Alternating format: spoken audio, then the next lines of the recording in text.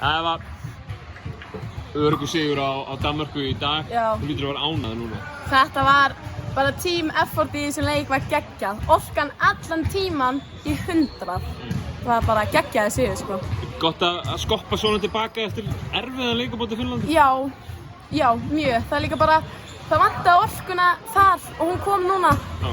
Þetta var bara, já. Það eru svona svolítið ólík lið sem voru að spila á móti, Finnland og þetta danska liðið, ekki? Finnland er náttúrulega bara mun meira, Finnland spila svo hratt. Danirnir voru miklu meira að stilla og þannig að...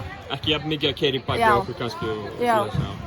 En nú eru þau komnar, tveir sigrar, 1 tap þarna á móti Finnlandi. Bara spila upp á sæti á morgun á móti Svíþjóð.